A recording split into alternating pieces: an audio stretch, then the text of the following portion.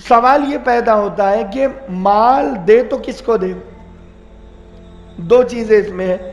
ایک وہ ہے جو سفید پوش آدمی ہے. تھوڑا آپ دونوں نزدیک آ جاؤ. ارشد بھائی ٹیک مت لو اللہ کے لیے بھائی. تو دو آدمی اس میں ہیں. پہلا وہ ہے سفید پوش آدمی. سفید پوش آدمی اسے کہے گے کہ آدمی ضرورت مند ہے، مسکین بھی ہے، یتیم بھی ہے، محتاج ہے، غریب ہے، نادار ہے، مجبور ہے بیچارہ، لیکن حلیے سے گیٹ اپ سے لگتا نہیں ہے کہ یہ غریب آدمی ہے.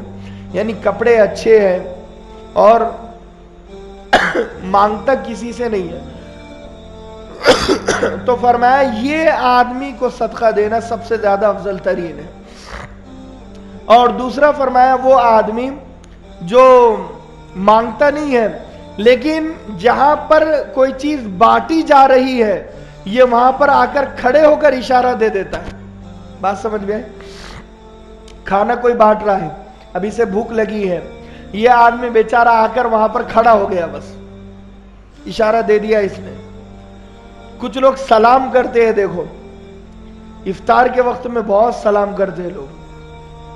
افطار خریدتے وقت بھی لوگ سلام کرتے ہیں. کچھ سلام واقعتاً سلام ہوتے ہیں اور کچھ سلام وہ ہوتے ہیں کہ سگریٹ پینے والا سگریٹ پینے والے کو سلام کر رہا ہے تو وہ اشارہ ہوتا ہے بھئی ادھر سے بھی کچھ، یہ والا اس کو کر رہا ہے تو وہ اشارہ ہوتا ہے ادھر سے بھی کچھ.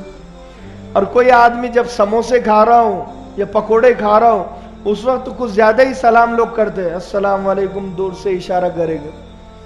یہ سلام کھانے والا ہوتا ہے، اشارہ ہوتا ہے کہ بھائی ہم بھی یہاں پر ہیں، ہم بھی گزر رہے ہیں یہاں پر.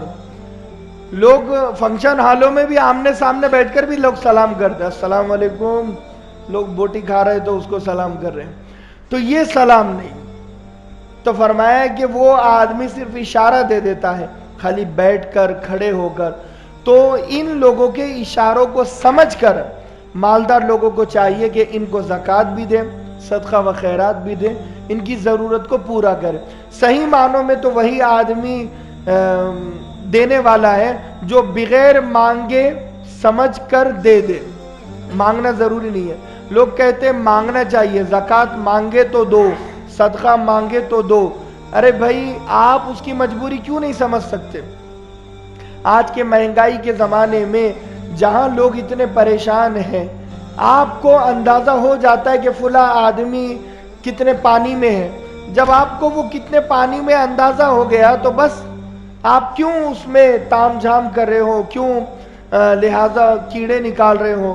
اس کی مدد کر دو، اس کی امداد کر دو، چاہے وہ دور سے ہو یا نزدیک سے ہو یا انکوائری کر کے ہو، جس اعتبار سے بھی ہو.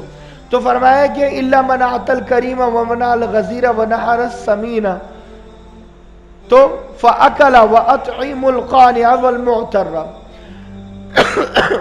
آدمی خود بھی کھائے اور دوسروں کو بھی کھلائے، یہ ادب ہی اللہ کو بڑی پسند ہے. قانع اسے کہتے ہیں، میں نے بتایا نا، قانع آپ کسی سے بھی پوچھ لیں گے تو وہ ہوتا ہے سفید پوش آدمی، مانگتا کسی سے نہیں ہے. تو اللہ کے نبی کی عادت مبارکہ تھی کہ اللہ کے نبی صلی اللہ علیہ وسلم آواز دے کر پوچھتے تھے این القانع، قانع کہاں پر ہے، اگر کوئی ہو تو مجھے بتاؤ. حضرت ابوبکر صدیق سے ملتے اور کہتے ایسا کوئی سفید پوش آدمی تم نے دیکھا ہے جس کی آنکھوں سے، جس کے چہرے سے اس کی مجبوریت ٹپکتی ہو، لگتا ہے کہ یہ کتنا مجبور اور بے بس آدمی ہے، کتنا پریشان آدمی ہے. اس لوگوں کے چہروں کو پڑھنا سیکھیں. ہم چہرے پڑھتے نہیں ہیں، بعض پڑھتے ہیں تو سمجھتے نہیں ہیں. بھائی تھوڑی دیر وہ کولر بند کر دو.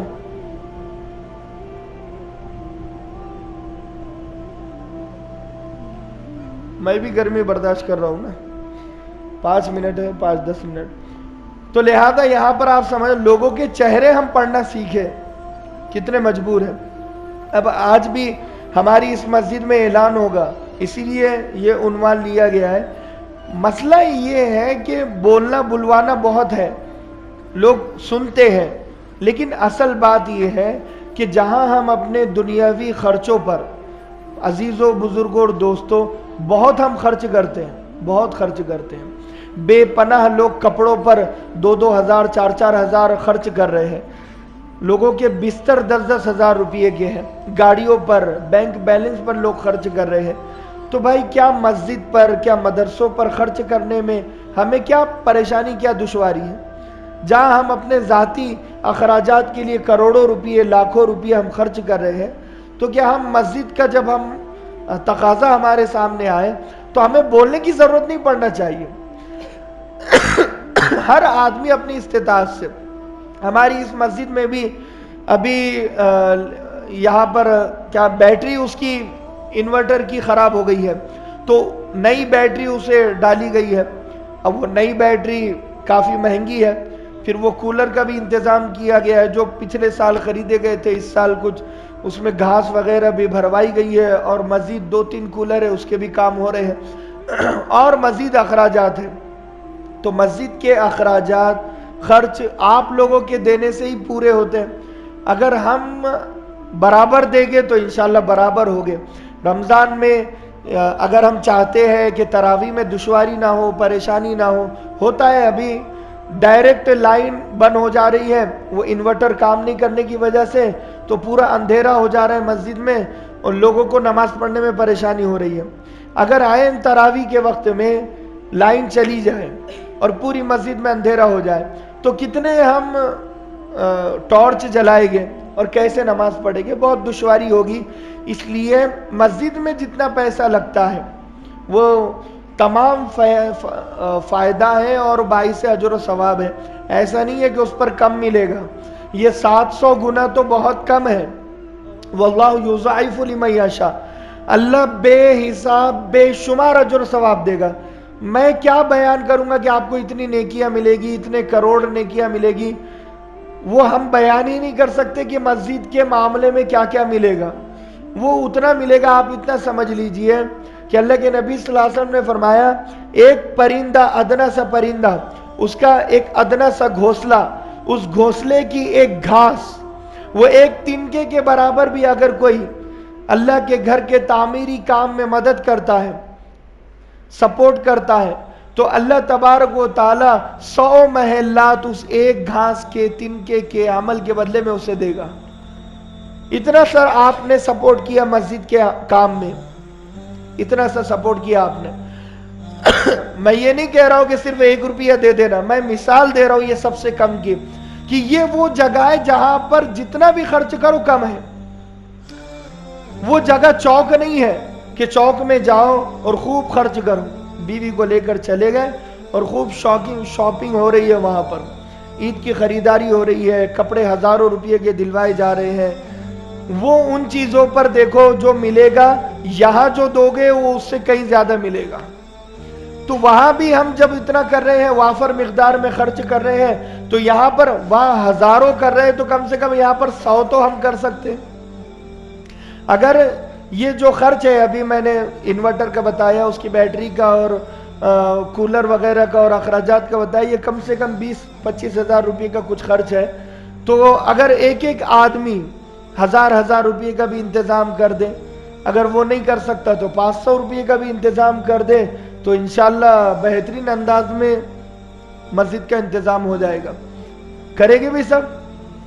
آپ لوگ مجھے ایسے دیکھ رہے ہیں کہ کون سی نئی بات کر لی مولانا نے. یہ باتیں بہت آرام سے ہضم ہوتی ہے، لیکن ہضم ہو جانا چاہیے.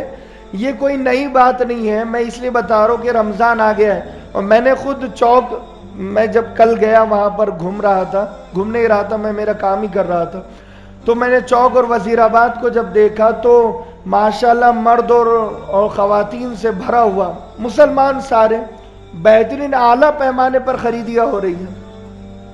نئے نئے فیشن کے برقعے، اور مردوں کے پاس اچھے اچھے گاڑیاں، اچھے اچھے موبائل، اچھے اچھے کپڑے، 600 روپے میٹر، 1000 روپے میٹر کے کپڑے. بھائی جب ہم پرسنل پر اتنا خرچ کر رہے ہیں، یہ پورے محلے میں سب کے گھر ایک سے ایک چیزیں ہیں، لیکن مسجد اپنی سادہ سیدھا نظر آتی ہے. مسجد میں کچھ نہ کچھ باقی رہ جاتا ہے. یہ سوٹ نہیں کرتا. مجھے آپ بتاؤ، سب سے خوبصورت اللہ کا گھر ہونا چاہیے، سب سے قیمتی چیزیں اللہ کے گھر میں. مولانا اشرف علی تھانوی نے لکھا ہے یہ آداب میں سے میں بتا رہا ہوں، کوئی نئی بات نہیں بتا رہا آپ کو. آپ لوگ مسائل مساجد میں دیکھ لینا، بیشتی زیور میں یہ پوری باتیں لکھی ہوئی ہیں.